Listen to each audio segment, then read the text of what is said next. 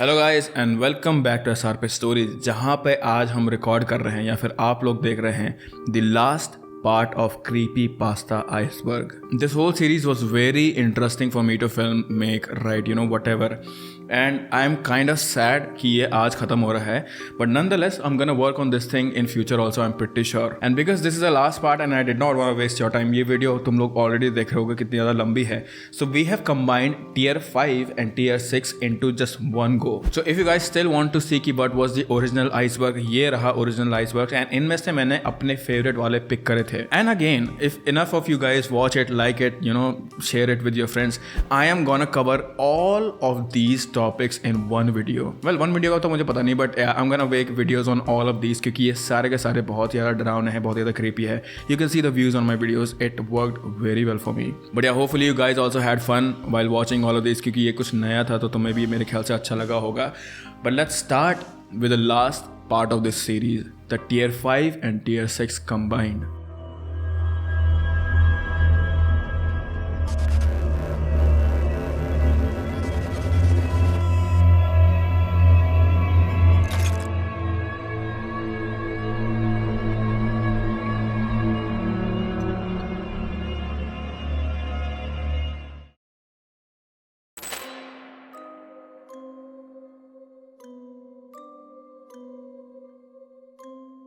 And हम लोग का पहला क्रीपी पास्ता है मिस्टर मिक्स. क्या तुम लोगों ने कभी टाइपिंग गेम्स खेले हैं? मुझे कीबोर्ड्स का बहुत ज़्यादा शौक है. You guys might have known this thing. तो मैं कीबोर्ड्स टेस्ट करने के लिए बहुत सारे अलग अलग टाइप के टाइपिंग गेम्स खेलता हूँ. एंड मोस्टली हर एक टाइपिंग गेम काफ़ी ज़्यादा बेसिक होता है because what are you gonna innovate in that game, right? There are some cases, some games ऐसे जिनका इंटरफेस या तो बहुत ज़्यादा अच्छा होगा या उनमें पीछे बैकग्राउंड म्यूजिक होता है. But most of these games are just there to test your limits की how fast you can write and they are mostly relaxing. पर 1990s में एक ऐसा टाइपिंग गेम आया था जिसने इस पूरे के पूरे सीन को चेंज कर दिया था. यहाँ तक कि इस टाइपिंग गेम ने जो लोग इस गेम को खेल रहे थे उन लोगों को चेंज कर दिया था. How they talked, how they perceive thing, how they listen to thing, how they saw things. It changed everything in that human being. और इस गेम का नाम था मिस्टर मिक्स.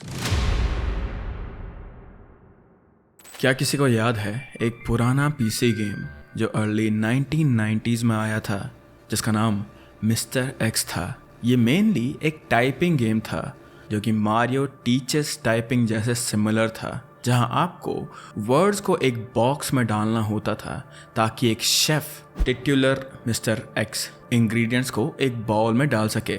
लेकिन बाकी टाइपिंग गेम्स के मुकाबले ये गेम इनसेन डिफिकल्टी कम के लिए मशहूर था. हर लेवल के लिए वर्ड्स पर मिनट का रिक्वायरमेंट था. लेवल 1 पर यह वर्ड लिमिट सिर्फ 10 से शुरू होकर थर्ड लेवल पर 85 वर्ड्स पर मिनट तक जा सकते थे. लेवल 5 पर रिक्वायरमेंट सबसे ज़्यादा होती थी जो कि थी 500 वर्ड्स पर मिनट, जिससे इस गेम में आगे बढ़ना प्रैक्टिकली इम्पॉसिबल हो जाता था. लेकिन इस गेम में लोगों ने एक मेन चीज़ नोटिस करी, वो था इस गेम का बैकग्राउंड म्यूज़िक. पहले लेवल पर ये म्यूजिक एक अनसेटलिंग पैटर्न ऑफ ग्राउल्स था जो लेवल के आगे बढ़ने पर प्रोग्रेसिवली लाउड होता जाता था. और ये अक्सर जो अर्ली कंप्यूटर्स हुआ करते थे उनके स्पीकर्स को डैमेज भी कर देता था क्योंकि उस समय के कंप्यूटर्स एक्सट्रीम हाई वॉल्यूम्स को हैंडल करने के लिए डिज़ाइन नहीं किए गए थे. दूसरे लेवल पर कोई म्यूजिक नहीं था और तीसरे लेवल पर ऐसा लगता था कि एक low quality recording of hair dryer background में चल रही हो.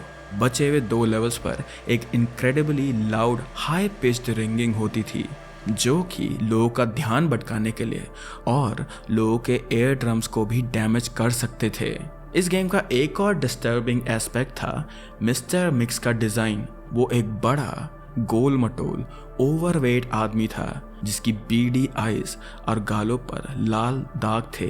ज़्यादातर बच्चे जो ये गेम खेलते थे उन्होंने विविड नाइटमेयर्स रिपोर्ट करे थे मिस्टर एक्स के साथ, जो उनसे एक क्वाइट रैस्पी वॉइस में बात करते हुए उन्हें चुप रहने की धमकी देता था. लेकिन उनके ड्रीम्स में क्या होता था इससे आगे कोई भी बच्चा अपने ड्रीम्स को याद नहीं कर पाता था.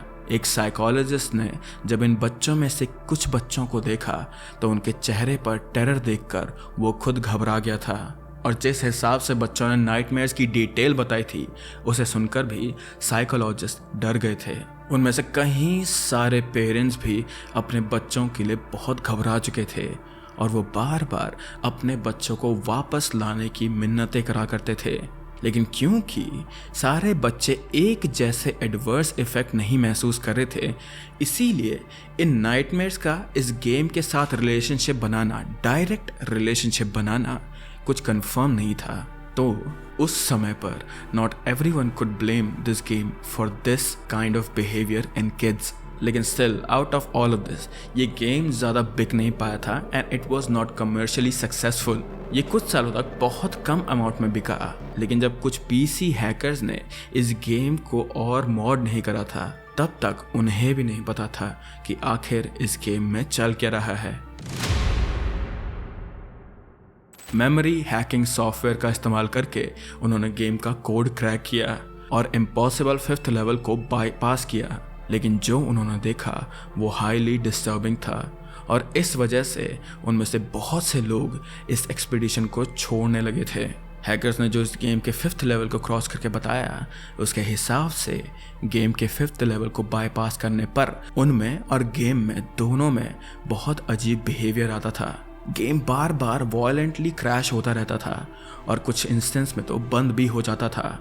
यूजर्स के कंप्यूटर्स में जो सिस्टम 32 डायरेक्टरी होती है, जो तुमने भी देखी होगी, उसमें अपने आप काफ़ी ज़्यादा एक्स्ट्रा फाइल्स बननी शुरू हो जाती थी और ये फाइल्स इस हद तक बनती थी कि कंप्यूटर की रैम ऑलमोस्ट कम्प्लीटली ख़राब हो जाती थी। Now you might be wondering कि आखिर एक गेम को हैक करने के बाद और एक गेम का लेवल पार करने के बाद ऐसी अजीब सी चीज़ें क्यों हो रही थी और आखिर ये फाइल्स थी क्या। तो let me tell you what one hacker reported. He said कि ये सारी की सारी फाइलें कुछ और obscure चीज़ें नहीं थी या फिर कुछ और टेक्स्ट फाइल नहीं थी, बट ये सब फोटोज़ हुआ करती थी जिनमें उन लोगों के चेहरे खतरनाक तरीके से डिफॉर्म हुआ करते थे जो कि इन गेम को खेलते थे। या तो ये फोटोज़ हमेशा दर्द या फिर हमेशा एग्नी या फिर हमेशा फियर दिखाया करती थी। कुछ फोटोज़ में तो यूज़र्स की आंखों से खून बह रहा था और कुछ फोटोज़ में लोगों की स्किन का आउटर लेयर काफ़ी जगह से उतर चुका था। अगर यूज़र्स इन फाइल्स को डिलीट करने की कोशिश करते अपनी रैम को क्रैश होने से बचाने के लिए, तो उनका कंप्यूटर वायलेंटली अपने आप ही क्रैश हो जाता था और ब्लू स्क्रीन दिखती थी उनके कंप्यूटर पे, जो कि तुम लोगों ने भी बहुत बारी देखी होगी इफ़ यू यूज़ पीसी। और तो और इन फाइल्स को डिलीट करने पर हार्ड ड्राइव को परमानेंट और इररिप्लेसेबल डैमेज होता था। Now, even though a lot of people did not use webcam at that point, still इस गेम को आखिर इसके यूजर्स की फोटोज कैसे मिलती थी, ये अपने आप में ही एक बहुत बड़ा सवाल था। हैकर्स ने इस गेम में एक और चीज़ देखी थी कि इस गेम की फाइल्स में एक बाइट साइज में एक फाइल थी जो कि सिर्फ 5th लेवल कंप्लीट करने पर ट्रिगर होती थी, जिसके बाद ही हम 6th लेवल पे पहुंच सकते थे और ये 6th लेवल फाइनल लेवल हुआ करता था। पर जब इन हैकर्स से इस फाइनल लेवल के बारे में पूछा गया तो उन सभी ने उसमें देखी गई चीज़ों को, जो भी उन्होंने विटनेस करा था, उसे बताने से सीधा मना कर दिया था। और जब भी उनसे फाइनल लेवल की बात करी जाती थी, वो सभी बहुत डरे हुए से और पैरानॉइड हो जाते थे। वो सभी गेम से जुड़ी कोई भी बात करने से साफ इनकार कर देते थे और पोस्ट ट्रॉमेटिक स्ट्रेस डिसऑर्डर के एक्सट्रीम सिम्टम्स दिखाते थे ये लोग। इस गेम को खेलने वाले काफ़ी सारे लोग और काफ़ी सारे हैकर्स भी सिर्फ एक हफ्ते में सेंटेंसेस फॉर्म करने में असमर्थ रहते थे। सिर्फ एक महीने इस फाइनल या फिर 5th लेवल को खेलने के बाद सभी लोग फोरम से गायब हो जाते थे। Don't you find the thing a bit weird? तो इसीलिए लोगों को इस गेम से बचाने के लिए इस गेम की बाकी कॉपीज़ को, जो कि सेल नहीं हुई थी, उन सभी को डिस्ट्रॉय कर दिया गया था। और आज तक भी किसी को भी नहीं पता कि इस गेम में आखिर ऐसा क्या था जिसने ग्रुप ऑफ पीपल को इतना साइकोलॉजिकल डैमेज दिया था। And may be it was for the better कि हम सबको इसके बारे में नहीं पता। लेकिन ये सारी कॉपीज डिस्ट्रॉय करने के 1-1.5 साल बाद एक आदमी को ग्रोसरी स्टोर में एक 8 साल की लड़की को किडनैप करने की कोशिश करते हुए गिरफ्तार किया गया था। उसके डीएनए और फिंगरप्रिंट एनालिसिस के जरिए उसे आइडेंटिफाई करा गया और ये आदमी one of the original hackers में से एक था and he was one of the 3 people जिसने फाइनल लेवल को पार करा था। उसने एक वाइट शेफ हैट पहना था उस समय और उसके चेहरे पर अनस्पेकेबल मेलिस और इंटेंसिटी थी। जब उसे इंटेरोगेट किया गया और उसे पूछा गया गेम के बारे में और उस बच्ची के किडनैपिंग के बारे में भी, तो बार बार बस एक ही चीज बोलता था, आई एम मिस्टर मिक्स।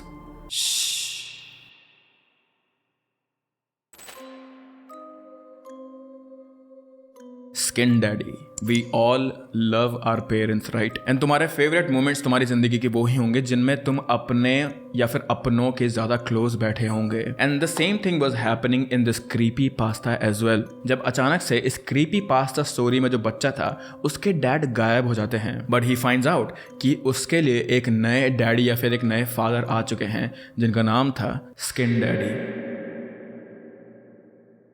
क्या तुमने कभी स्किन डैडी के बारे में सुना है? मैंने सुना है। वो मेरे घर के पीछे के जंगल में रहता है। वो कभी कभी बाहर तो आ जाता है पर ज्यादा टाइम के लिए नहीं। बहुत सारे लोगों ने उसका नाम नहीं सुना और बहुत सारे लोगों ने तो उसे देखा भी नहीं है, लेकिन उसके बारे में मैं जानता हूँ, मैं अच्छे से जानता हूँ। स्किन डैडी और मेरी बहुत अच्छी दोस्ती है। कभी कभी वो मेरे कमरे में आता है। उससे बातें करना मुझे बहुत ज़्यादा पसंद है। वो हर रात मुझसे बात करता है और हमेशा वो उन्हीं चीज़ों के बारे में बात करता है जो कि मुझे पसंद है, जैसे कि ट्रेन्स, डायनासोर्स और स्पेसशिप्स। उसकी आवाज़ बहुत अच्छी और शांत है। वो डरावना नहीं है, पर मैं ही सिर्फ स्किन डैडी को देख सकता हूँ। पता नहीं क्यों मम्मी और डैडी कहते हैं कि वो उसे नहीं देख सकते। उन्हें लगता है कि ये जो स्किन डैडी कैरेक्टर है वो सिर्फ मेरी एक इमेजिनेशन है। मेरी बहन मैग भी उसे नहीं देख सकती, लेकिन मुझे पता है कि ये सच है। मुझे पता है स्किन डैडी सच में एग्जिस्ट करता है।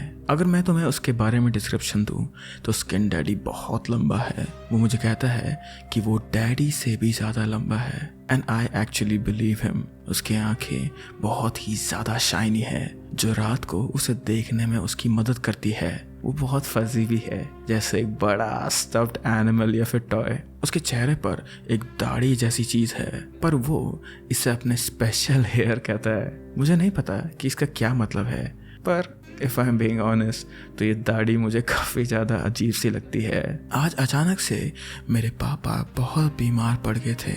वो बार बार खांस रहे थे और फर्श पर वॉमिटिंग कर रहे थे। मेरी मॉम को उन्हें स्टमक डॉक्टर के पास ले जाना पड़ा था चेकअप के लिए। इसीलिए सुबह जल्दी काम पे जाते वक्त मॉमी मेरे डैड को डॉक्टर के पास ले गई थी। जब उनका काम ख़त्म हुआ तो मॉमी ने मुझे बताया कि डैडी आज रात को डॉक्टर के ऑफिस में ही सोएंगे और मेरी मॉम ने मेरे डैड का मैसेज मुझ पे कन्वे करा। मेरे डैड ने मुझे कहा था स्टे पॉजिटिव, पर मैं ये चीज़ नहीं कर सकता हूँ। मुझे अपने डैड के लिए बहुत डर लग रहा है। लेकिन मेरा दोस्त स्किन डैडी मेरे से रात में मिलने आएगा, मुझसे बात करने आएगा। उसने मुझसे कहा कि डैडी ठीक हो जाएंगे। उसने कहा कि आज रात डॉक्टर के ऑफिस जाएगा वो जब मैं सो जाऊंगा, और वो डैडी को कुछ स्पेशल मेडिसिन भी देगा जिससे मेरे डैडी बहुत ही जल्द ठीक हो जाएंगे।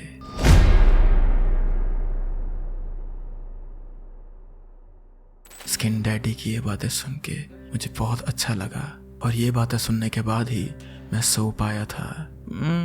आज जब मम्मी ने मुझे और मैग को डे केयर से उठाया तो पता नहीं क्यों रो रही थी। उन्होंने कहा कि डैडी आज रात घर नहीं आएंगे। तो मैंने उनसे पूछा, मम्मी पापा कल दिन में या फिर कल रात को तो घर आएंगे ना? उन्होंने बस मुझसे रोते हुए कहा नहीं, वो कल रात भी घर नहीं आएंगे। तो मैंने उनसे पूछा, मम्मी पापा घर वापस कब आएंगे? तो उन्होंने मुझे देखा और रोते हुए मुझे गले लगा लिया। मुझे समझ नहीं आ रहा कि मम्मी को क्या फील हो रहा है, पर मैं थोड़ा सा डर रहा हूँ, but I am not gonna let it show. मेरी मम्मी ने मुझसे रात भर बात नहीं करी और उन्होंने मुझे बेड टाइम स्टोरी भी नहीं सुनाई। इस चीज़ को लेके मैं अपनी मम्मी पे बहुत ही ज़्यादा गुस्सा था। लेकिन फिर मेरी हेल्प करने के लिए स्किन डैडी आया। उसने मुझे एक बहुत अच्छी सी स्टोरी सुनाई। एंड यू नो व्हाट, वो एक बहुत ही ज़्यादा अच्छा स्टोरी टेलर भी है। जब उसने अपनी ये स्टोरी ख़त्म की तो उसने मुझे बताया कि डैडी एक्चुअली में कहाँ है। I was really excited to know कि मेरे पापा कहाँ गए हैं। और फिर उसने मुझे कहा कि my dad went to a happy place. मैंने उनसे पूछा कि ये हैप्पी प्लेस कौन सी जगह का नाम है, ये तो किसी मैप में भी नहीं है। और उसने मुझे बस बोला गुड नाइट और फिर वो वहाँ से चले गया। कुछ दिन बीते और मैग बहुत ही ज़्यादा अजीब सा बिहेव कर रही थी। टू बी ऑनेस्ट, मुझे मैग ऐसी बिल्कुल भी अच्छी नहीं लग रही थी। मुझे मेरी वो बहन वापस चाहिए जो मेरे साथ हमेशा खेलती थी, हंसती थी, मुझे बाहर घुमाती थी और मेरे साथ बॉल खेला करती थी। पर अब मैग बदल गई है और अब मुझे मैग बिल्कुल भी पसंद नहीं आ रही है। बट स्टिल वो मेरी बहन है तो मैं ज़्यादा कुछ नहीं बोल सकता। पर आज जब मैं सुबह सो के उठा तो मेरी मम्मी ने मुझे बहुत जोर से जगाया। उन्होंने कहा कि मेरे पास एक बुरी खबर है, मैग कहीं चली गई है। और मेरी मम्मी फिर से बहुत ज़्यादा रो रही थी, बिल्कुल वैसे ही जैसे जब डैडी हैप्पी प्लेस चले गए थे ना, बस एग्जैक्टली वैसे ही। मेरी मॉम को देख के मुझे समझ नहीं आया कि मुझे क्या करना चाहिए, पर पता नहीं क्यों मैं भी रोने लगा। मैग सिर्फ मेरी बहन ही नहीं बल्कि मेरी सबसे अच्छी दोस्त थी। मुझे नहीं पता वो कहाँ गई, लेकिन I am kind of relieved also. मेरी मम्मी के रोने के कुछ घंटों बाद एक बहुत अच्छे पुलिस ऑफिसर हमारे घर में आए थे जिन्हें मॉमी ने ही बुलाया था। एंड सरप्राइजिंगली उन्हें भी नहीं पता था कि मैं कहाँ चले गई है। I thought it was their job, but शायद से वो भी कभी कभी चूक जाते हैं। उन्होंने मेरी मम्मी से सिर्फ सॉरी कहा और घर चेक करने के बाद वो लोग वहाँ से चले गए। मेरी मॉम बहुत ज़्यादा रो रही थी और मुझे उनके लिए बुरा लगना चाहिए ना, पर पता नहीं क्यों I can not feel that thing. उस रात स्किन डैडी ने मुझे हैप्पी प्लेस कहाँ है उसके बारे में सब कुछ बताया, पर वो बार बार बीच में रुक रहा था। मैं उससे पूछता रहा कि या तो तुम मुझे अच्छी बेड टाइम स्टोरी सुनाओ या फिर मुझे हैप्पी प्लेस कहाँ है इसके बारे में बताओ। तो उसने मुझसे कहा तुम खुद भी वहाँ जाओगे एक दिन, बहुत जल्द, बहुत जल्द। मुझे स्किन डैडी बहुत ज़्यादा पसंद है क्योंकि वो ही एक है जो हमेशा मेरे साथ रहता है। मेरे डैड भी मेरे साथ नहीं रहते, मेरी बहन भी चली गई है और मेरी मॉम भी कहीं चली गई है। It's just me and skin daddy now. और बहुत जल्द मैं अभी वहाँ चले जाऊँगा टू द हैप्पी प्लेस।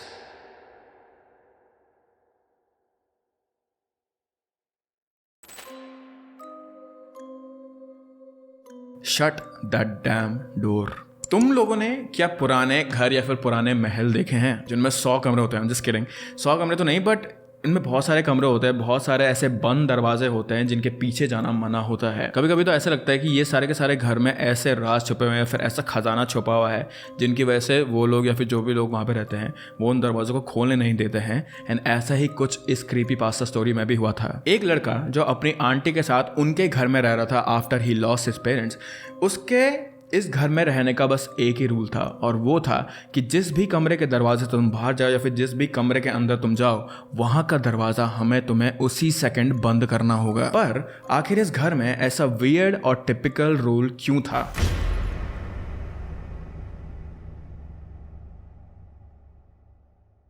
मेरे पेरेंट्स एक कार एक्सीडेंट में मारे गए थे, वो भी तब जब मैं सिर्फ 14 साल का था। पर मेरे लिए बुरा फील मत करो तुम लोग, आई हैव एक्सेप्टेड दिस। हाँ, मेरी ज़िंदगी कुछ ज़्यादा खास नहीं है, पर I miss my parents a lot. But they taught me कि कभी भी बीते हुए कल को लेकर रोते नहीं रहना चाहिए, इससे तुम्हारा आने वाले कल भी बुरा हो जाता है। आई जस्ट विश्ड कि उन्होंने मुझे आंट लुईस के पास नहीं छोड़ा होता। क्या आप लोग के पास कोई ऐसी फैमिली मेम्बर है जो थोड़ी सी अजीब होती है, बाकी सबसे थोड़ा सा अलग, बाकी सबसे थोड़ा सा वियर्ड? आंट लुईस हमारी फैमिली में वो ही मेंबर है। वो हमारी सबसे नज़दीक की लिविंग फैमिली मेंबर है और वो हमारे डैड की साइड से हैं। मॉम के पेरेंट्स दोनों गुजर चुके थे और वो अकेली थी, तो आंट लुईस, उनकी माँ और कोई फैमिली मेम्बर नहीं था हमारे परिवार में। तो इसीलिए the only thing that was left was कि मैं अपनी आंट लुईस के पास रहूं। जब मेरे पेरेंट्स जिंदा थे तब हम अपनी पूरी ज़िंदगी में कभी आंट लुईस से नहीं मिले थे। और अगर तुम्हें मैं सच बात बताऊं तो इसी वजह से मुझे लगता था कि शायद से वो मुझे अपने साथ रखने के लिए मना कर देंगी। मैं बिल्कुल तैयार था कि जैसे ही वो मुझे मना करेंगी तो मैं स्टेट का वार्ड बन जाऊं या दूसरी तरफ कहीं शिफ्ट हो जाऊं या फिर किसी ऑर्फनेज में रह लूं। लेकिन जब उन्होंने मुझे अपने साथ रखने के लिए हाँ कर दिया था तो मेरी खुशी का कोई ठिकाना नहीं था। I wasn't homeless any more and even though it was aunt Louise जिनसे मैं कभी भी नहीं मिला था और उनके बारे में मैंने सिर्फ वियर्ड ही चीज़ें सुनी थी, स्टिल उनसे उन 3 दिनों में फ़ोन पे बात करते हुए मुझे बहुत अच्छा लग रहा था। इससे पहले कि मैं इस कहानी में आगे बढ़ूं, मुझे कुछ चीज़ें क्लियर करनी है। आंट लुईस थोड़ी क्रैंकी, थोड़ी अजीब एंड कुछ और खराब एडजेक्टिव से भरी हुई थी, लेकिन वो पूरी तरह से बुरी नहीं थी। उनका बोलने का तरीका थोड़ा अब्रप्ट और हार्श था, जो लोग होते हैं खड़ी बोली वाले, वैसे बोलती थी वो, लेकिन वो क्रूअल नहीं थी। हो सकता था कि मुझे उन्हें कभी अच्छे से जानने का मौका ही नहीं मिला हो, लेकिन मुझे एक चीज समझ आ गई थी कि वो हमेशा अकेले ही रहती थी और लोगों से मिलना जुलना या फिर लोगों को भी वो पसंद नहीं करती थी।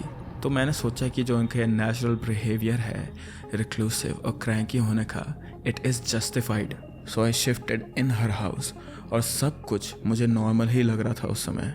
आंट लुईस खाना बनाती थी, साफ सफाई करती थी, टीवी देखती थी, कुछ नेबर्स से फ़ोन पे बात करती थी जैसे कि बाकी के ह्यूमन बीइंग्स करा करते हैं। और उन्होंने मुझे तुरंत बता दिया था कि मेरे से उनको कुछ ज़्यादा एक्सपेक्टेशंस नहीं थी या फिर मेरे लिए उन्होंने कोई रिस्ट्रिक्शंस भी नहीं लगाई थी।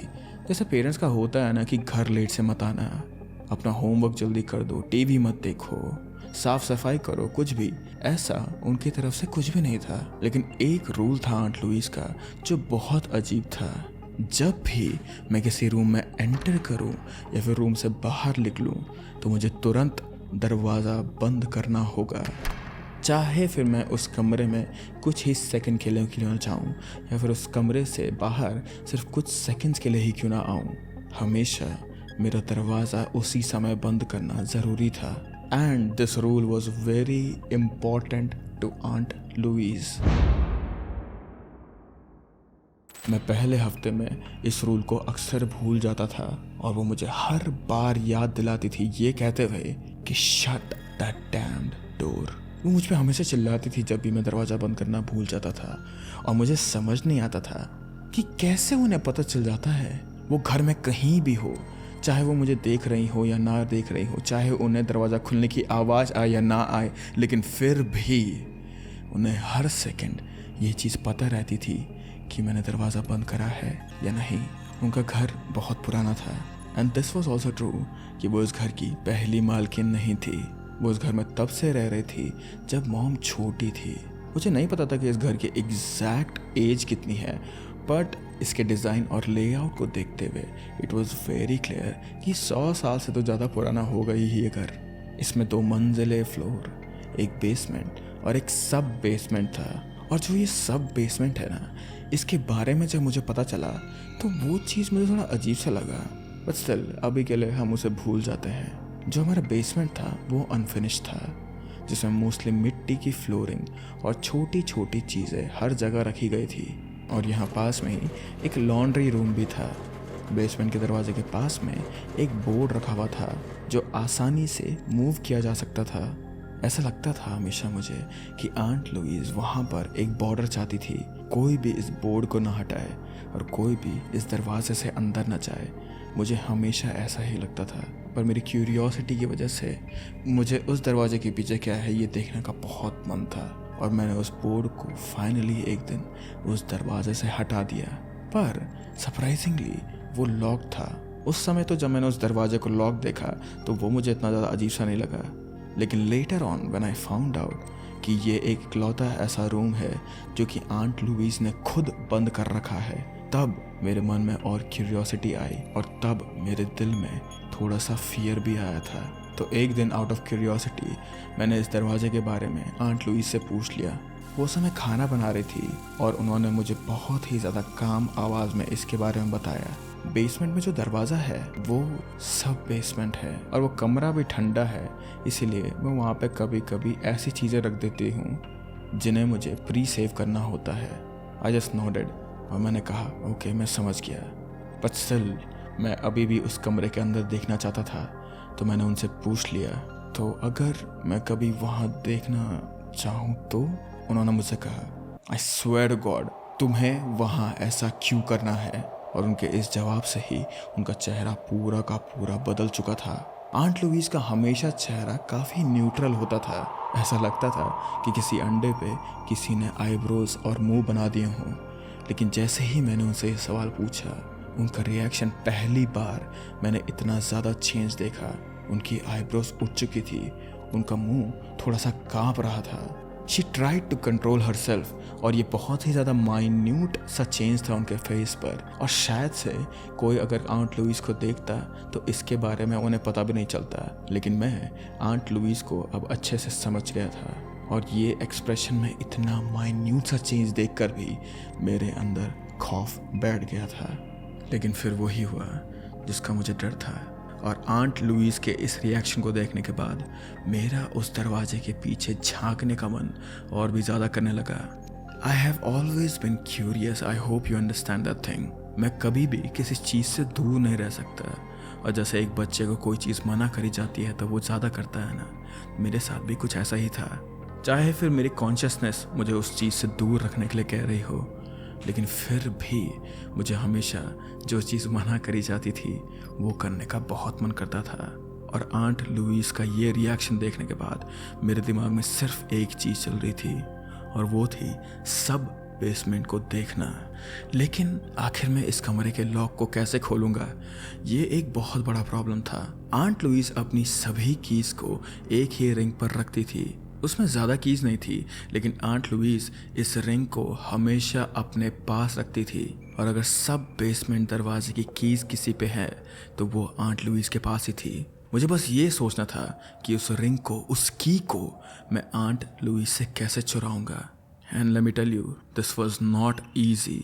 एक तो घर में मैं बिना आवाज़ के नहीं चल सकता था, और दूसरी बात ये थी कि जब भी मैं कोई दरवाज़ा खोलता तो आंट लुईस को पता चल जाता था, चाहे वो फिर मेरे कमरे का हो, हॉलवे का हो या फिर बेसमेंट का हो।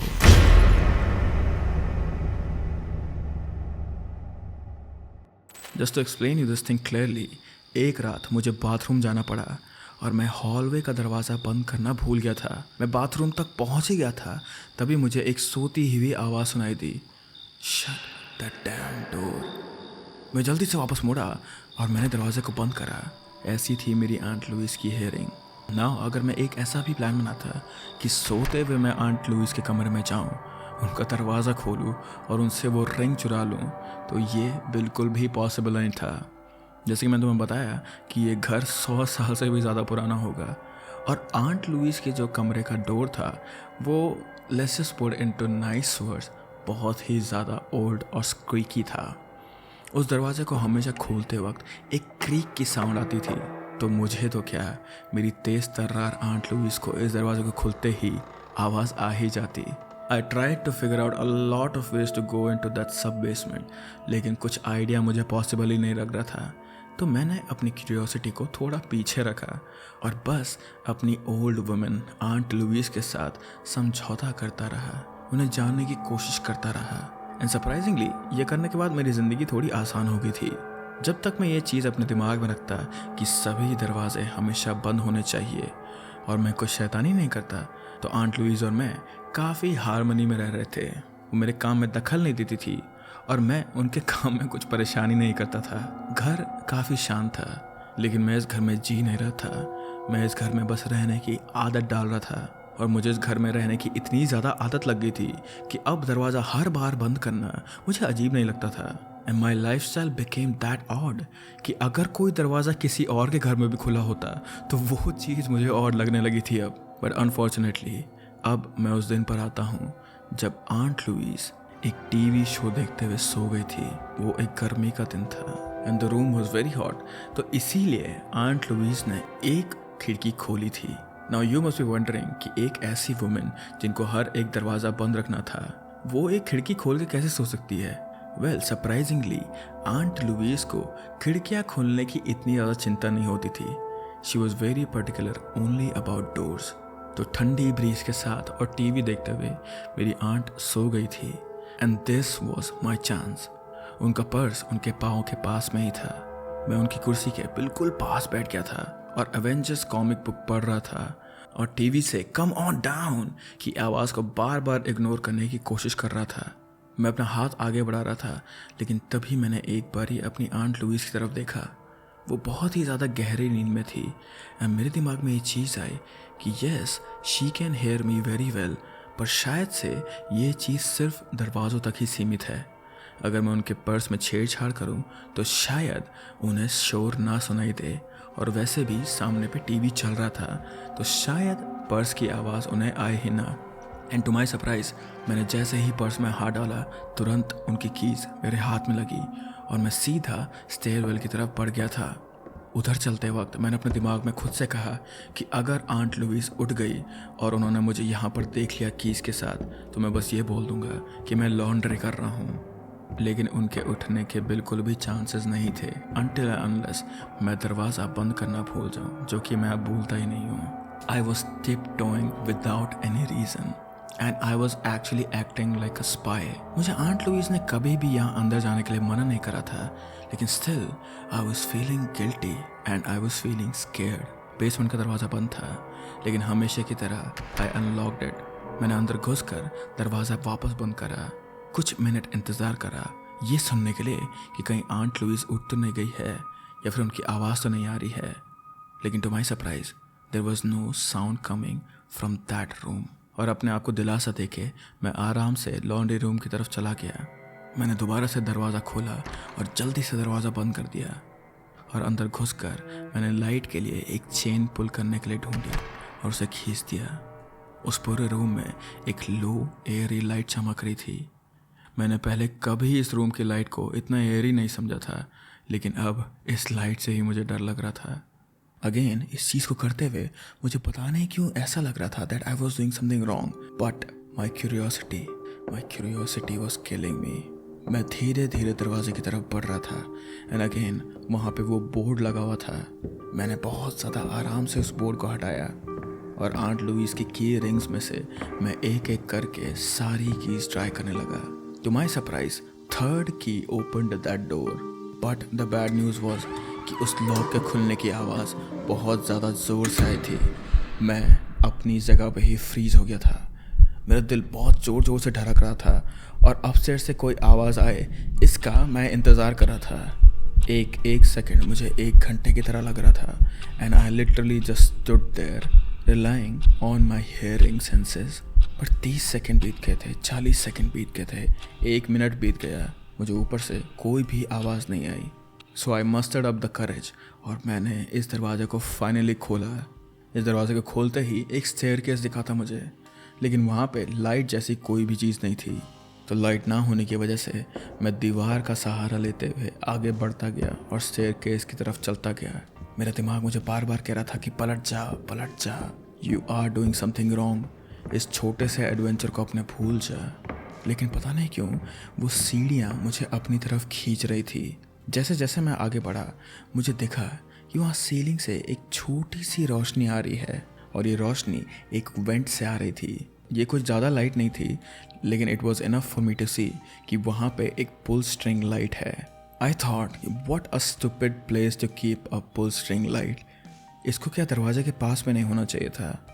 लेकिन मैं हॉलवे में आगे बढ़ता गया, मैंने फाइनली वो स्ट्रिंग खींच दी। I don't know how it was possible, पर ये लाइट लॉन्ड्री रूम वाली लाइट से भी कम थी।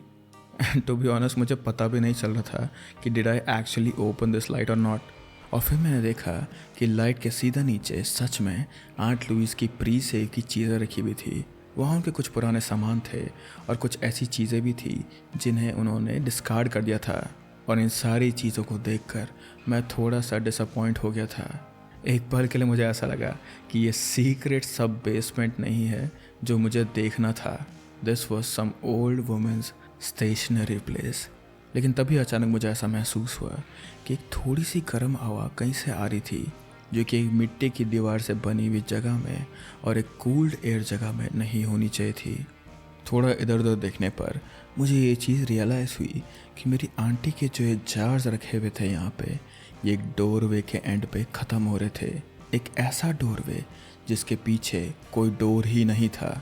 मैं धीरे धीरे करके अपने हाथ को अपने फेस के आगे कर एक एक कदम फूंक फूंक कर आगे बढ़ा। यहाँ से एक बहुत ही अजीब सी बदबू आ रही थी और ये कमरा बहुत ही ज़्यादा डार्क था।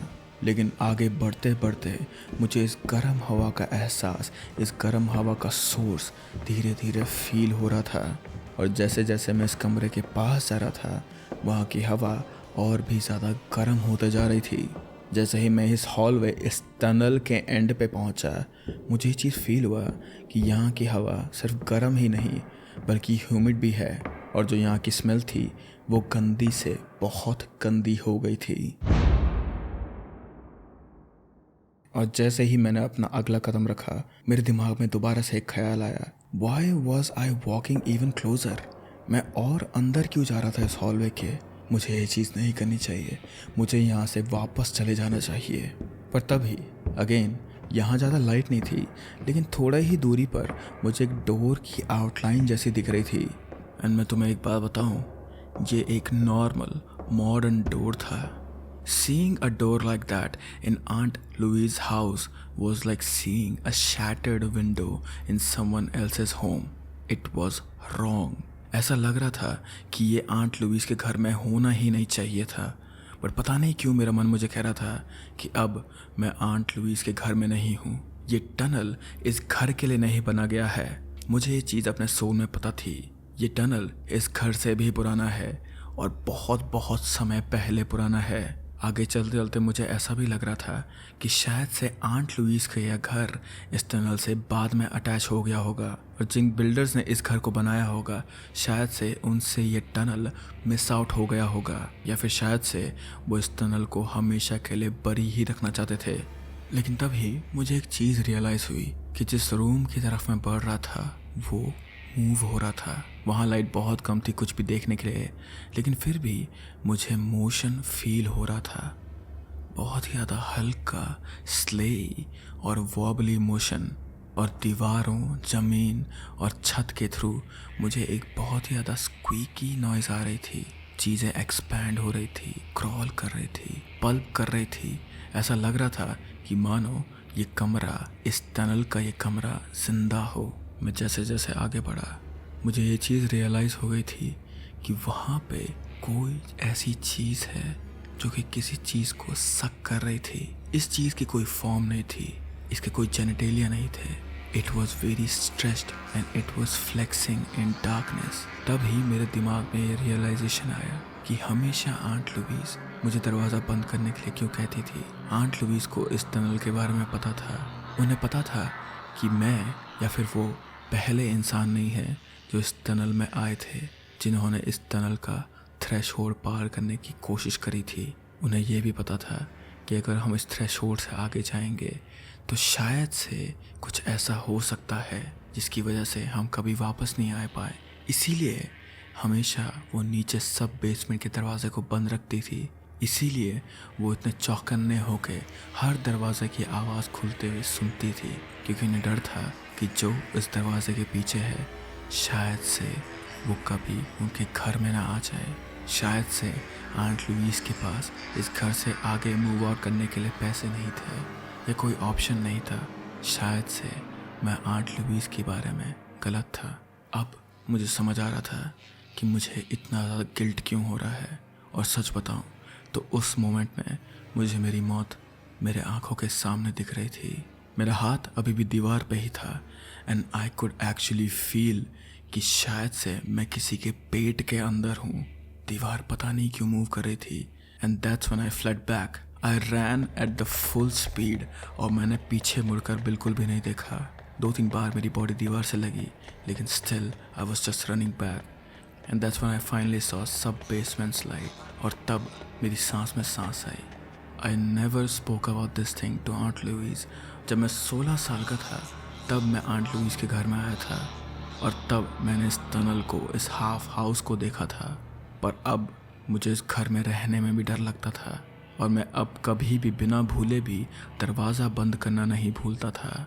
जब मैं 18 साल का हुआ तो मुझे अपस्टेट में एक जॉब मिल गई थी और मैं जल्द से जल्द वहाँ से मूव आउट हो गया था।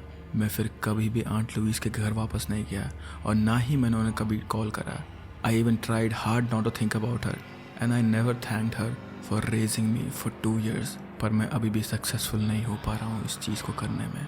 मैं बार बार आंट लुईस के बारे में सोचता रहता हूँ। हमेशा मुझे ऐसा सपना आता है कि मैं उस डोरवे में खड़ा हूँ, वही डोरवे जहाँ बहुत ज़्यादा डार्कनेस थी, जहाँ की दीवारों को छू के ऐसा लगता था कि I am inside someone stomach, एक रिंकली स्टमक। और मैं हमेशा ये सोचता रहता हूँ कि आखिर आंट लुईस के अंदर इतनी हिम्मत कैसे आती है।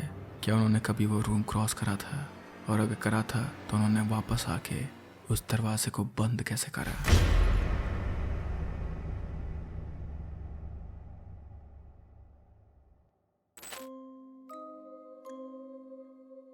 The Grinning Man. Now, before you listen to this story, before you watch this video या फिर इस स्टोरी को तुम देखते हो, उससे पहले I would advise you कि तुम लोग एयरफोन पहन लो ताकि तुम्हारे पास जो भी लोग बैठे हैं उनको ये स्टोरी ना सुनाई दे।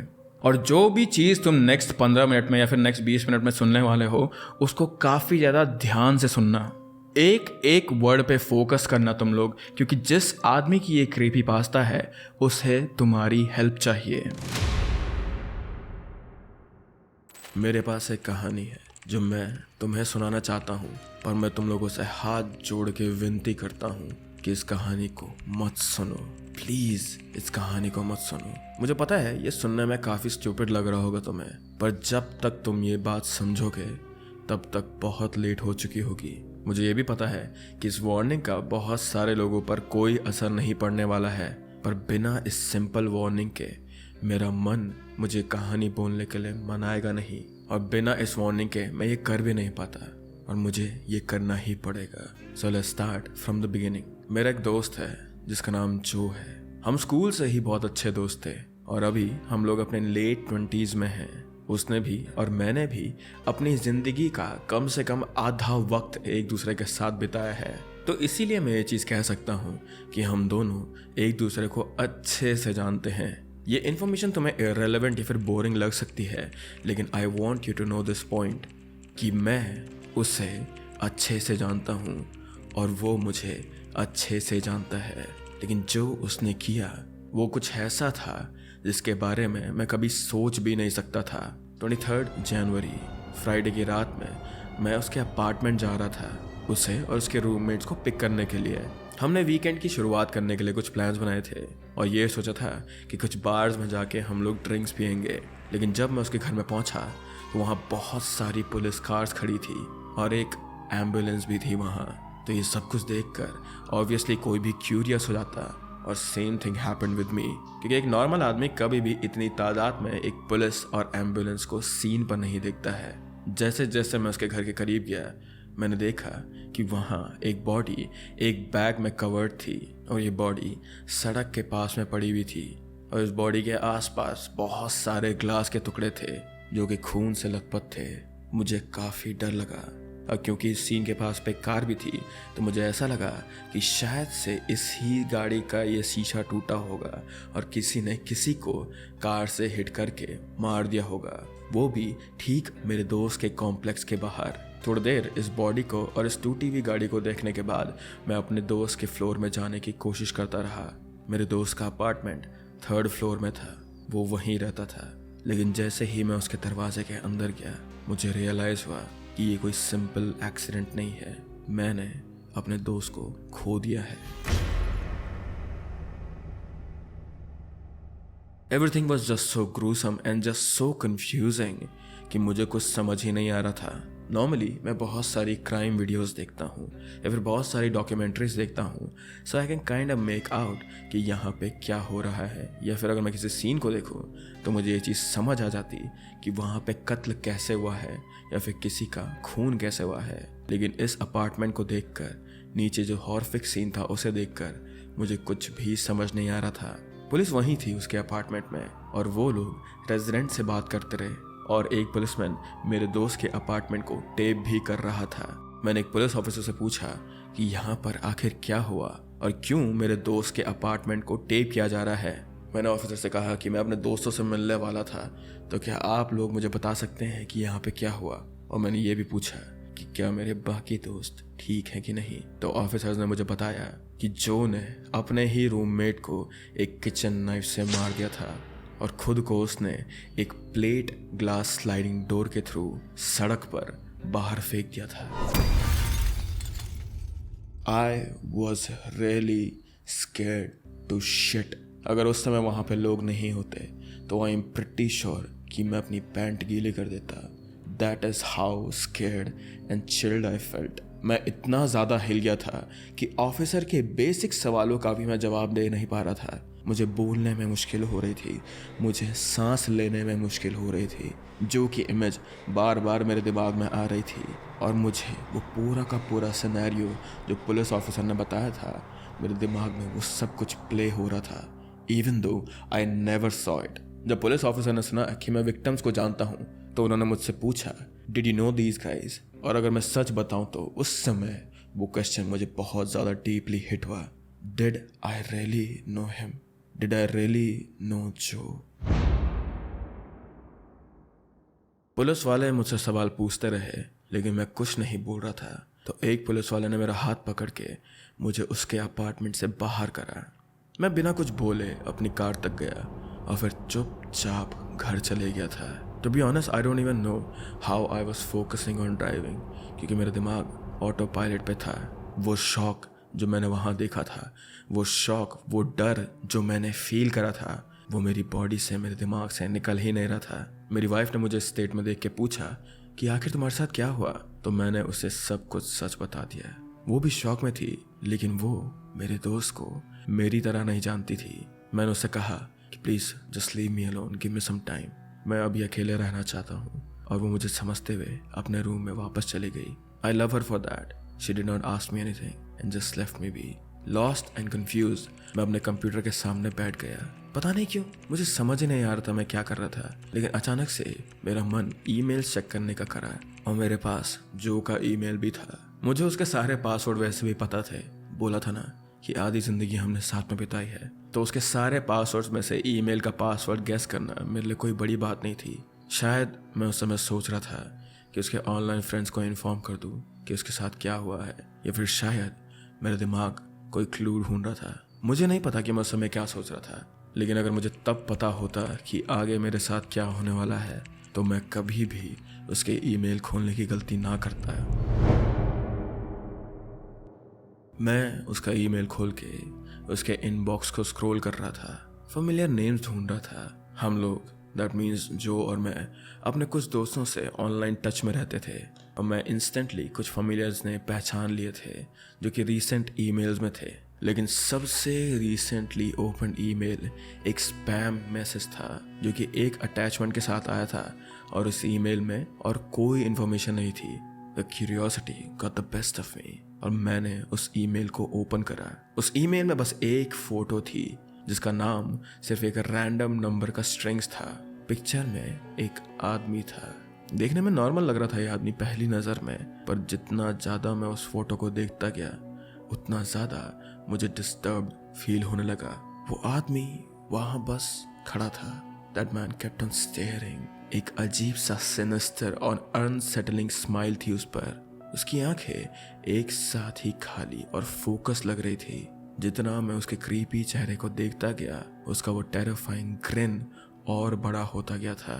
मिनट्स तक मैं उस डरावने चेहरे पर फिक्सेटेड था और मेरी आंखें अब जलने लगी थी जैसे वो भी मुझे उतनी ही इंटेंसिटी के साथ घूर रहा हो। फाइनली मैंने वहां से अपनी नज़र हटाई और अब पहली बार मिनट्स में अपनी पलकें झपकाई and I started rubbing my eyes. अपनी आंखें फिक्स करने के बाद मैंने वापस स्क्रीन पर देखा तो उस ईमेल में एक और चीज़ थी, सिर्फ एक शब्द, एक ऐसा शब्द जो मैं अभी रिपीट नहीं कर सकता, क्योंकि अगर मैं ये शब्द बोलूँगा तो मेरी कहानी यहाँ पे ख़त्म हो जाएगी और मैं चाहता हूँ कि मैं अपनी कहानी तुम्हें बताऊँ ताकि तुम मुझे समझो, मैंने क्या क्या किया था उस बारे में समझो।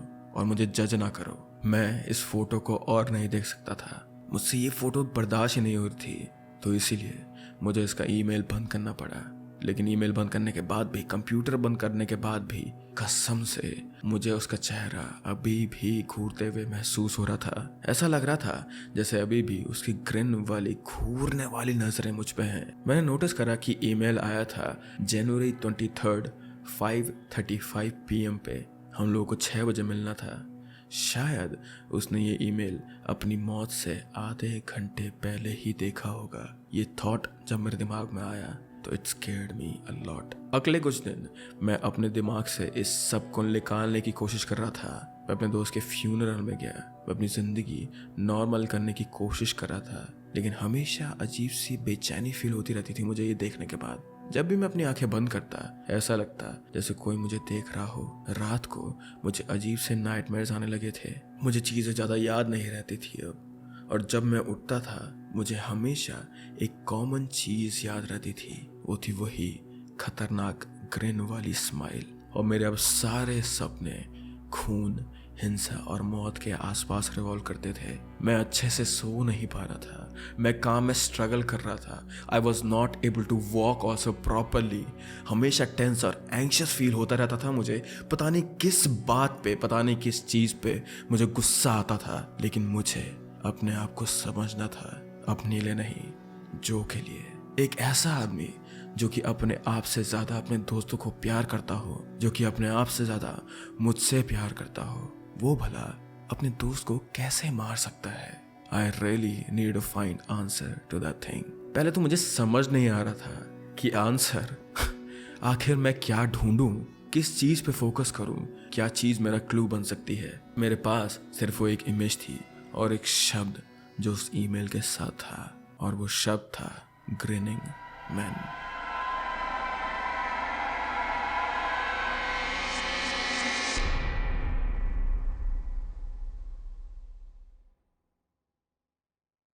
अब कोई भी वर्ड इस डे एंड एज में सर्च करना कोई बड़ी बात नहीं है, लेकिन जब मैंने ग्रिनिंग मैन सर्च करा तो मुझे कोई ज़्यादा हेल्प नहीं मिली थी। हॉन्टेड ग्रिनिंग मैन या कर्स्ड ग्रिनिंग मैन सर्च करने पे भी मुझे कुछ ज़्यादा हेल्प नहीं मिली। फिर भी जितनी रिसोर्सेज मेरे पास थी मैंने उनका पूरा इस्तेमाल किया।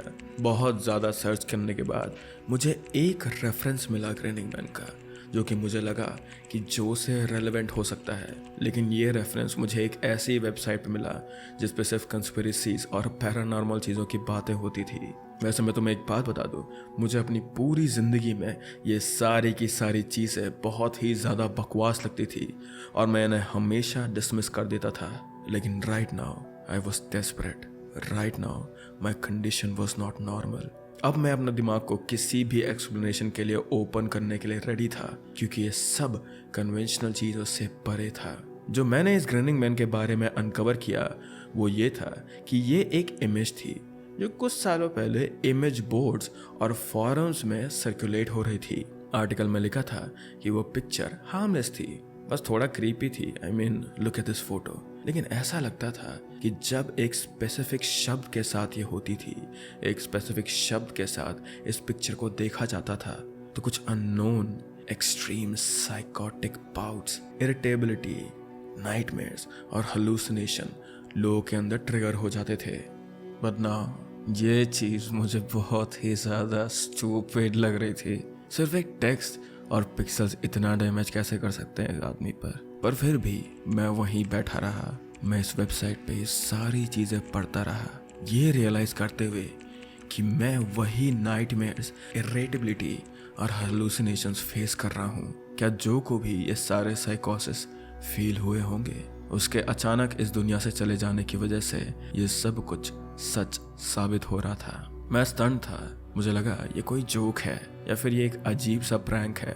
वैसे भी ऐसी वेबसाइट्स पे कौन ही विश्वास करेगा, लेकिन मुझे पता था इसमें कुछ और भी है। मैं जो फील कर रहा था उसे इग्नोर नहीं कर सकता मैं अब। और मैं अपने दोस्त को जानता हूँ या फिर जानता था। वो फोटो और वो शब्द ये डेफिनेटली वो ट्रिगर वाले कीवर्ड्स हैं, या फिर ये डेफिनेटली किसी चीज़ से ऐसे कनेक्टेड हैं जो आदमी को इन सब चीज़ों पर रिएक्ट करने के लिए मजबूर कर देते हैं। ओह माय गॉड, क्या जो के साथ हुआ था क्या वो सब कुछ मेरे साथ भी होगा? क्या मैं अपने आप को मार दूंगा? क्या मैं अपनी वाइफ को मार दूंगा? मैं पैनिक कर रहा था, लेकिन मेरा रैशनल दिमाग जीत गया। अगर ये सब सिर्फ पैरानोया और हालुसिनेशंस हैं तो मुझे कोई हर्ट नहीं कर सकता, क्योंकि मेरे दिमाग में इतनी शक्ति है। I am so self controlled कि मैं इन सब को सप्रेस कर दूंगा and they can never harm me. मैंने डिसाइड किया कि मैं इस सब को आज ही ख़त्म कर दूंगा। अपने दिमाग से ये सारी बातें निकाल दूंगा, और हर बार जब मुझे ऐसा लगेगा कि मैं कुछ करने वाला हूँ तो मैं अपने आप को रैशनलाइज कर दूंगा, अपने आप को समझाऊंगा कि ये सब कुछ सच नहीं है, जो सच नहीं है। जितना मेरा रैशनल दिमाग दिन के वक्त मुझे संभालने में मदद कर रहा था, रात को वो उतना ही फेल होते जा रहा था। मेरे सपने अब और भी खराब होते जा रहे थे। हर रात मैं कोल्ड स्वेट्स में उठता था, मेरा दिल जोर जोर से धड़कता रहता था, और अब मुझे सोने में इतनी डिफिकल्टी हो रही थी कि मैंने स्लीपिंग पिल्स लेना शुरू कर दिया था। लेकिन मैंने इसके बारे में अपनी वाइफ को नहीं बताया। मैं नहीं चाहता था कि वो और टेंशन में आ जाए। वैसे भी जब से जो गया था वो मेरे लिए काफ़ी चिंता कर रही थी, लेकिन मुझे ये भी पता था कि मेरी वाइफ को अब रियलाइज़ हो गया है कि मुझ में कुछ गड़बड़ है। इतने सारे पिल्स खाने के बाद, इतने सारे स्लीपिंग डाइट पर रहने के बाद भी मुझे कोई हेल्प नहीं हुई। इनफैक्ट मेरे सपने और भी विविड हो गए थे। जब मैं उठता तो मुझे सब कुछ याद रहता, हर एक खौफनाक चीज़, हर एक डिटेल, और वो ग्रिन वाला इनह्यूमन चेहरा। फिर मुझे पता चला कि मैं नींद में चलने लगा हूँ। पहली रात जब मैं उठा तो मैं बाथरूम में लेटा हुआ था, फिर मैं किचन में लेटा हुआ था, और अगले दिन मैं अपने डाइनिंग हॉल के पास में उठा, और फिर 3 दिन बाद एक रात मैं एक नाइफ हाथ में लेकर उठा, और मेरे ब्लैक डॉग की बॉडी मेरे पैरों के पास थी। मुझे कुछ याद नहीं आया कि आखिर मेरा पपी यहाँ पे कैसे आया था, और वही जैसा जो के बाद मेरे साथ हुआ था, मेरा दिमाग ऑटो पायलट में चलता गया। मैंने अपने डॉग के लिए खाना उसके बोल में डाला, उसका पानी वाला बर्तन भी मैंने भर दिया था, और फिर मेरे पपी की बॉडी मैंने काले प्लास्टिक बैग में डाली, और अपनी बीवी से मैंने ये कह दिया कि रात में वो कहीं भाग गया है और खो गया है। मैं डर से कांप तो रहा था, लेकिन पता नहीं क्यों अब मेरा दिमाग एक ज़ेन स्टेट में भी था। मैं अपने आप को हेविली मेडिकेट करने की कोशिश कर रहा था। मैंने घर के सारे नाइव्स लॉक कर दिए थे। मेरी वाइफ को पता था कि कुछ बहुत बुरा चल रहा है, लेकिन मैं कुछ बोलने से इनकार कर रहा हूँ। मुझे नहीं पता था कि मैं क्या बोल पाता उस वक्त। मैं तुम्हारे लिए एक डेंजर हूँ। मुझे समझ नहीं आ रहा है कि मैं क्या कर रहा हूँ। मुझ में बोलने की शक्ति नहीं है, शब्द बांधने की शक्ति नहीं है, सेंटेंसेस फॉर्म करने की शक्ति नहीं है। यहाँ तक कि मुझे ये भी नहीं पता है कि क्या तुम सच में मेरी बीवी हो। मैं उसे ये सब कुछ नहीं कह सकता था। She loved me and I loved her, but did जो लव मी? उसने मुझे कभी जिंदगी में कुछ क्यों नहीं बताया? क्या मैं सच में उसे जानता था? एक चीज जो मुझे अभी भी क्लियरली याद है वो है मेरे सपने। मैं हमेशा इरिटेटेड और छोटी छोटी चीज़ों से डरने लगा था। मुझे लगा ये सब मेरे नर्वस होने का इफेक्ट है या फिर नींद कम होने का असर है, पर मुझे अपना दोस्त याद आता रहता था, और वो वेबसाइट याद आती रहती थी जिसमें एग्जैक्टली यही लिखा था कि कैसे मेरी हालत या फिर उन लोगों की हालत जो इस फोटो को इस वर्ड के साथ देखते हैं खराब हो जाती है, और किस हद तक कैसे कैसे मेरी हालत खराब होने वाली है मुझे ये भी पता था। तो अब आते हैं हम लोग मेन पॉइंट पे। मैं ये सब तुमसे इसलिए कह रहा हूँ क्योंकि मैं बहुत डरा हुआ और डेस्परेट हूँ। मुझे हेल्प चाहिए। देखो, मैं अपनी वाइफ को हार्म करने की सोच भी नहीं सकता हूँ। इस बारे में सोचते ही मेरा दिल दह जाता है। वो औरत जो इस दुनिया में मुझे सबसे ज़्यादा प्यार करती है, लेकिन मुझे पता है कि ये होना तय है। वो हमेशा वहाँ होता है, मुझे देखते हुए, ग्रिन करते हुए मेरे पीछे खड़ा रहता है। उसे ये पता है कि मैं कभी भी टूट सकता हूँ, और वो बस मुझे एज पे पकड़ के बैठा रहता है कि कब मैं उससे उसकी मदद मांगूं और वो मुझे धकेल दे। मुझे पता है वो क्या चाहता है, लेकिन मैं उसे वो नहीं देना चाहता हूँ। पर अब मुझे कोई और रास्ता नहीं दिख रहा है। मैं तुम्हारे पास इस उम्मीद में आया हूँ कि शायद वो मुझे छोड़ दे। शायद अगर तुम जैसे लोग, द केयरलेस लिसनर, जिन्हें मैंने पहले भी वार्न किया था, उसे वो सब कुछ दे दे जो वो मुझसे चाहता है, तो शायद वो मुझे और मेरी बीवी को छोड़ दे। I know it might hurt you, पर मुझे ये ट्राई करना ही पड़ेगा। I cannot see any other way. I am so sorry. उम्मीद है तुम एक डेस्परेट आदमी को माफ कर दोगे जैसे मैंने जो को माफ कर दिया है।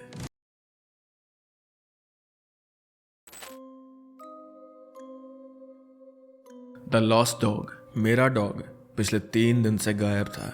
ही इवेंचुअली केम बैक, पर जो वापस आया वो मेरा डॉग नहीं था।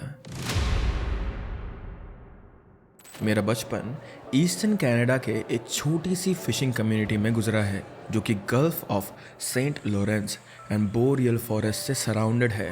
वो पूरी लैंड अराउंड 4000 फुट स्क्वायर की है और उससे भी कम तादाद में वहाँ लोग मेन स्ट्रीट पर रहते हैं। मेन रोड हमारे छोटे से टाउन के बीच से होके गुजरती है और घने पेड़ों के बीच में वहाँ फार्मिंग हाउसेस हुआ करते थे जिनको बाद में डोमेस्टिक रेजिडेंशियल होम बना दिया गया था जब एग्रीकल्चर से प्रॉफिट होना बंद हो गया था।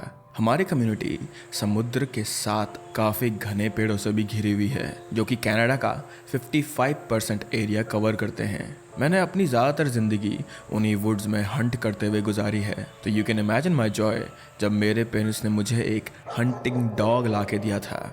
सैंडी एक शीप डॉग था और हालांकि वो हर्डिंग एंड ग्रासी प्लेन्स के शीप ट्रैकिंग के लिए ज़्यादा फिट होते हैं एंड ना कि घने जंगलों में रैबिट्स और डियर ट्रैक करने के लिए, बट फिर भी it did not stop me from taking Sandy on every hunting trip that I could possibly go to. Sandy अब मेरे साथ काफ़ी हंटिंग ट्रिप्स पे जा चुका था और अब वो सूरज उगने से पहले ही मुझे उठाने लगता था और खुद भी उठने लगता था एंड कभी कभार वो छोटे जानवर जैसे स्क्विरल्स, रैबिट और जंगल में ट्रैक करने के लिए भी मेरी हेल्प कर देता था। पर एक बात मैं तुम सबको बताना चाहता हूँ, सैंडी मेरी प्रॉपर्टी नहीं था और ना ही मैं उसे ऐसे ट्रीट किया करता था कि जैसे ही बिलोंग्ड टू मी। सैंडी हमारे परिवार का मेंबर था, मेरा best companion and my truest friend. मैं आज भी उस टाइम के बारे में बहुत फॉन्डली सोचता हूँ जब वो बिना मेरे बोले खुद ही ट्रक के फ्रंट सीट पे आकर बैठ जाता था, ready to go for a walk जहाँ पे भी मैं उसे जंगल में ले जाऊँ। मैं ऑनेस्टली ये बोल सकता हूँ कि सैंडी जैसा कोई दूसरा डॉग इस दुनिया में नहीं था। जो वॉइड वो मेरे लिए फिल करता था और शायद ही कोई और डॉग मुझे सैंडी जैसा फील करा पाता। आई थिंक डॉग लवर्स इस सेंटिमेंट से ज़्यादा रिलेट कर सकते हैं।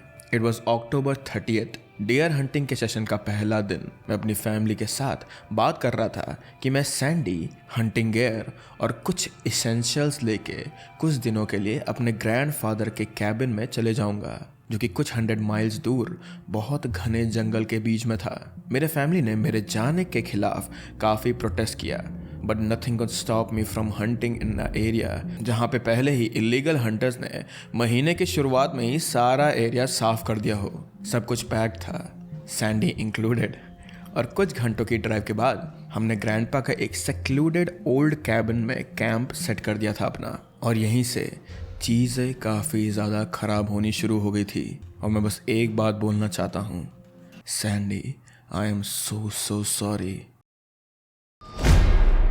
मैंने अपनी ज़िंदगी का ज़्यादातर समय विल्डरनेस में ही बिताया है और ऐसा कुछ ही बार हुआ है जब मेरे लिए चीज़ें थोड़ी वियर्ड हो गई हों, पर वो सारी चीज़ें भी यूजुअली साइंटिफिक रीज़न से एक्सप्लेन किए जा सकते थे। इसीलिए मैंने पहले कुछ रात सैंडी का वियर्ड बिहेवियर ब्रश ऑफ कर दिया था, ये सोच के कि ही इज़ फीलिंग नर्वस क्योंकि उसे दूर से कायोटीज, वुल्स, बेयर और मूसेस जैसे जंगली जानवरों की आवाज़ें सुनाई दे रही हैं। And again this was a new environment for him. ये एरिया अनटच्ड टेरिटरी थी, तो यहाँ काफ़ी तादाद में जंगली जानवर होने के चांसेस थे। So you know, I thought this behaviour was because of these things only. पहली रात नॉर्मल थी। मैंने सैंडी का बेड लिविंग रूम के कॉर्नर में टीवी के साइड पे सेट किया था, जो ऐसा लग रहा था जैसे सीधा 90s के ज़माने का हो। मैंने सोचा मैं सैंडी को सोने के लिए अलग से एक स्पेस का ऑप्शन दूँ। हालांकि 10 में से 9 बार तो वो मेरे बगल में आके ही सो जाता था, लेकिन फिर भी रात के 10 बजने वाले थे उस दिन जब सैंडी सीधा वुडन डोर की तरफ देख के वाइन करने लगा था।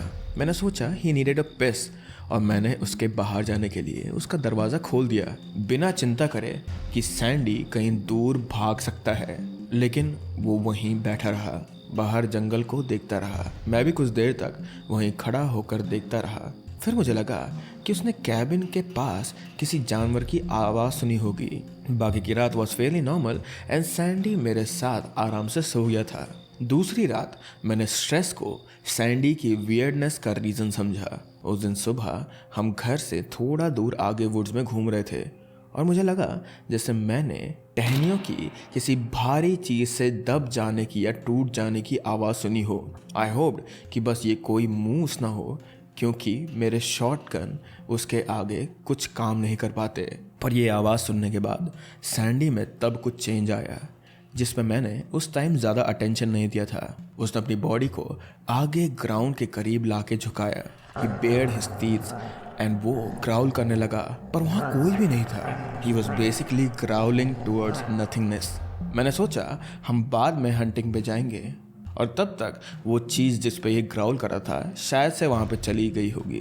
But to my surprise Sandy को बाहर जाने का मन ही नहीं था। जैसे ही हम घर में वापस अंदर आए वो बिल्कुल भी वहाँ से हिलना नहीं चाहता था। इवन जब मैंने उसे बाहर ले जाने की कोशिश करी so that he could do his business, वो तब भी बस डोर के पास बैठ के रोता रहा टू लेट मी नो कि वो वहाँ बाहर नहीं जाना चाहता है। मैंने भी उसे बाहर जाने के लिए ज़्यादा प्रेशर नहीं किया। If you pissed on the floor so B it. Sandy ने इससे पहले कभी ऐसा एक्ट नहीं किया था, तो मैं भी एक दो ऐसे एक्सीडेंट्स एक्सक्यूज कर सकता था अगर उसे सच में बाहर नहीं जाना था तो। आई थॉट बाहर ज़रूर कोई भालू होगा, तो इसीलिए to be safe for myself also मैंने डोर लॉक किया and I called it a night. तीसरी रात चीज़ें बद से बदतर हो गई और मुझे आज तक नहीं समझ आया कि आखिर ये सब हुआ तो हुआ क्यों। सैंडी ने पूरा दिन कुछ भी नहीं खाया। मैंने सुबह सुबह एक रैबिट को हंट किया था और जब सैंडी ने डिसाइड किया कि अब वो ज़रूरत से ज़्यादा और बाहर नहीं रहना चाहता तो उसके बाद वो घर के अंदर चला गया। मैंने रैबिट कुक किया, उस पर थोड़ी ग्रेवी डाली एंड सैंडी को दे दी। मैं ऐसा हमेशा नहीं करता था, बट मैंने सोचा कि ये एक स्पेशल ओकेजन है एंड मे बी इस चीज़ से सैंडी का मूड अच्छा हो जाए, मे बी वो वॉक पे जाने के लिए तैयार हो जाए।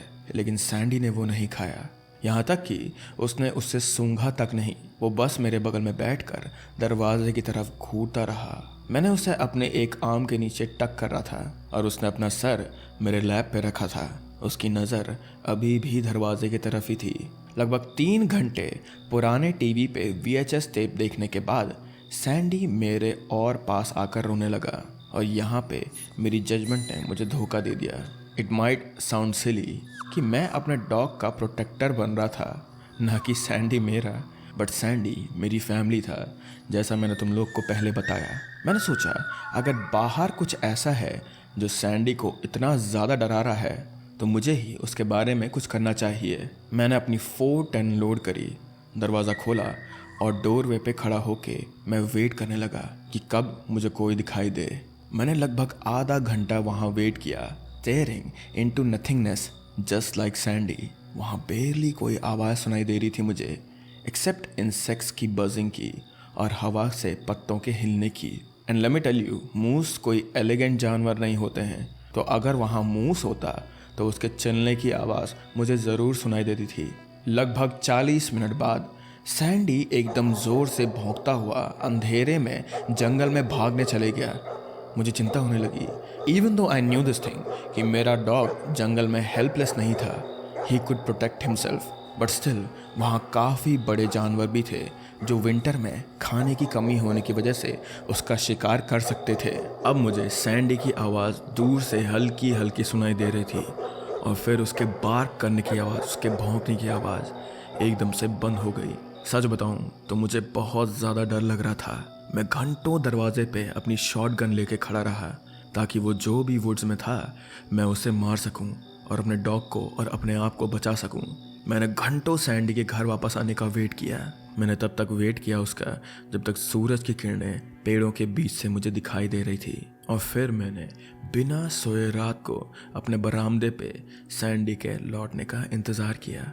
उस समय काफ़ी धुंध थी और अंधेरा भी होने लगा था। लास्ट कुछ दिन से मैं ट्रैकिंग करके भी उसे ढूंढने की कोशिश कर रहा था, लेकिन मुझे कुछ भी नहीं मिला। तो इसीलिए मैं अब घबराने लगा था। And even though it was a cold winter, I was still looking for Sandy, क्योंकि ठंड में मैं उसको यहाँ भूखा भटकने नहीं छोड़ सकता था। ये थॉट मेरा दिमाग में बार बार आ रहा था कि सैंडी यहीं कहीं जंगल में होगा, मेरे आने का वेट कर रहा होगा कि मैं उसे ढूंढूं। यही थॉट मेरे लिए काफ़ी ज़्यादा डिस्ट्रेसिंग था। मैं नेक्स्ट दिन की ट्रिप के लिए अपना बैग पैक करने लगा। मुझे पता था कि कल के बाद मुझे टाउन में वापस जाना पड़ेगा और सैंडी को ढूंढने के लिए अपने डैड की हेल्प मांगनी पड़ेगी। मेरे डैड काफ़ी बुजुर्ग हैं और उनसे ये चीज़ एडमिट करना कि मैंने सैंडी को खो दिया था मुझे बहुत डरा रही थी। लेकिन I also new this thing कि सैंडी का नाम लेते ही वो बिना कुछ सोचे समझे मेरी उसको ढूंढने में हेल्प कर देंगे। बट थैंकफुली मेरा ये थॉट ख़त्म होने से पहले ही सैंडी वापस आ गया था। बट अगेन पूरे 3 दिन बाद मैंने उसे विंडो से देखा। वो मेन रोड की तरफ जाने वाले पाथ पे था। घर से कुछ डजन फीट ही दूर था ये पाथ। नॉर्मली वो डोरवे पे भागते हुए आता और डोर पे अपना पाँव मारता जल्दी से घर के अंदर आने के लिए। पर दिस वॉज डिफरेंट। मैं घर को घेरी हुई घनी धुंध में भी उसके ग्रीन पर्ल्स जैसी आंखों के रिफ्लेक्शन देख पा रहा था। पहले तो मुझे लगा कि शायद ये कोई और जानवर है, पर उसकी बॉडी की आउटलाइन बिल्कुल सैंडी जैसी थी।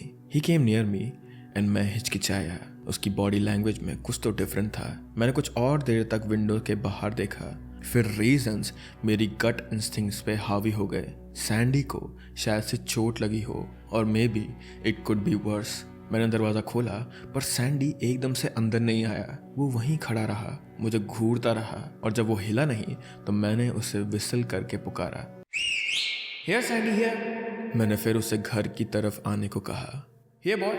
He was coming near me but the way he moved was different. ऐसा लग रहा था जैसे मानो उसके हिप्स डिसलोकेट हो गए हों एंड उसके पॉ का एंगल हर स्टेप के साथ चेंज हो रहा था, जैसे वो प्रॉपरली चलना ही भूल गया हो। उसका सर जमीन पर झुका हुआ था और वो अपने दांत भी नहीं दिखा रहा था।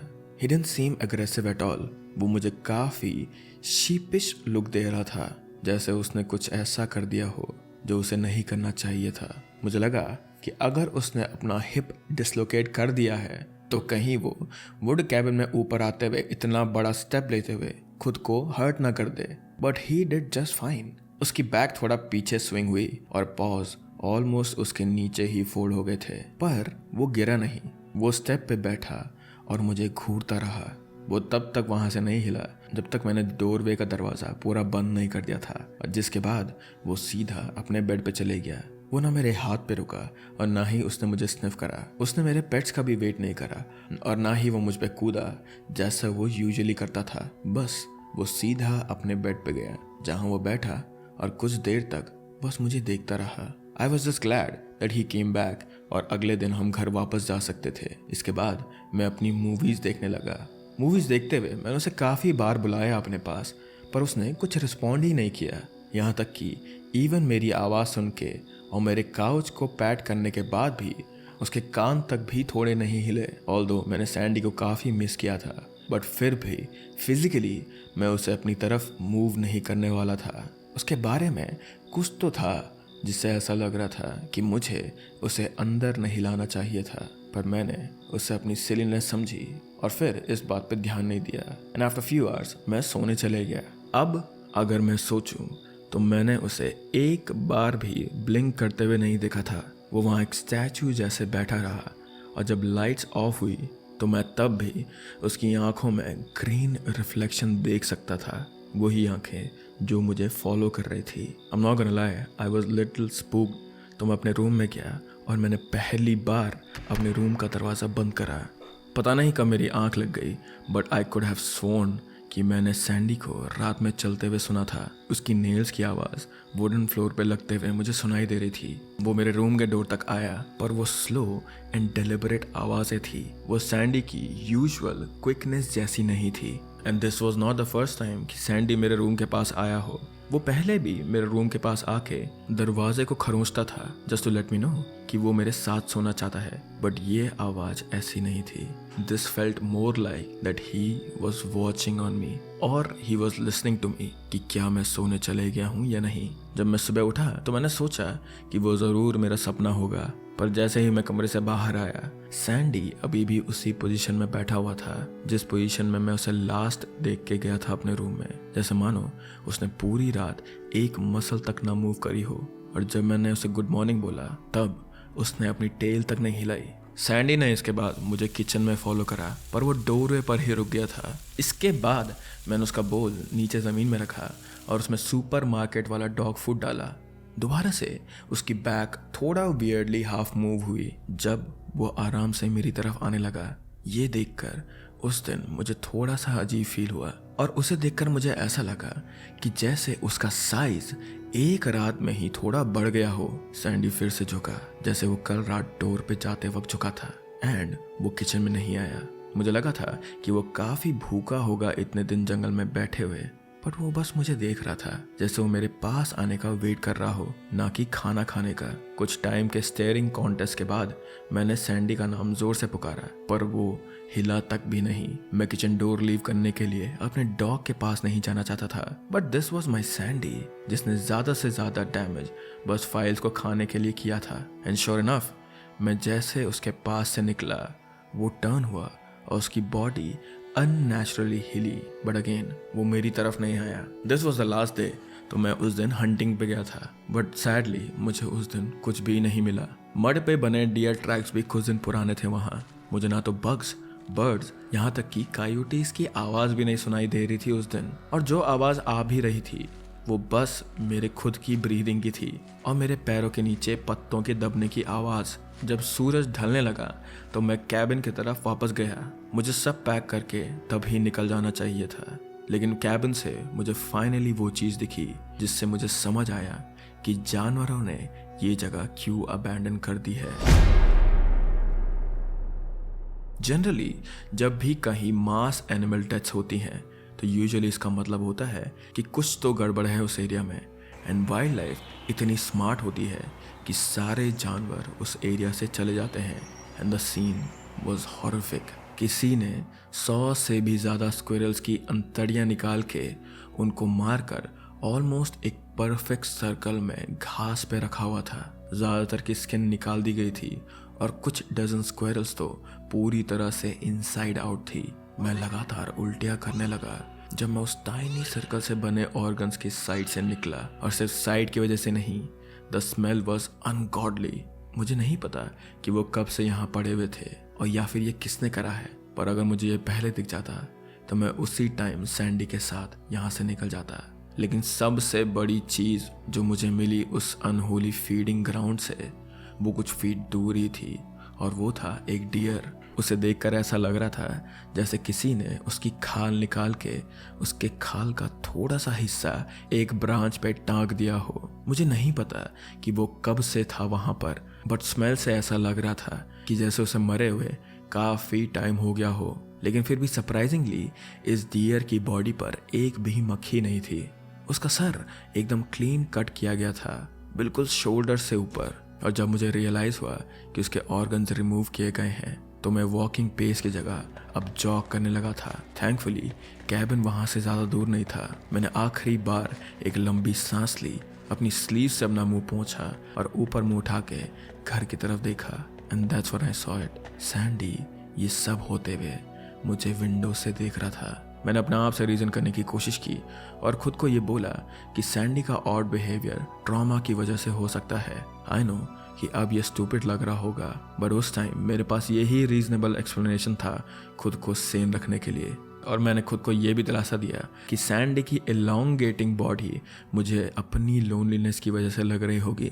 सैंडी को यह समझ आ गया होगा शायद कि इस जगह में कुछ तो गड़बड़ है, and the second he noticed it, मुझे तभी यहाँ से वापस टाउन चले जाना चाहिए था। जैसे ही मेरे पीछे दरवाज़ा बंद हुआ, मैं जितना जल्दी हो सकता था खाना और एसेंशियल्स वापस बॉक्सेस में पैक करने लगा, ताकि रात होने से पहले ही मैं ट्रक में सब रख दूं।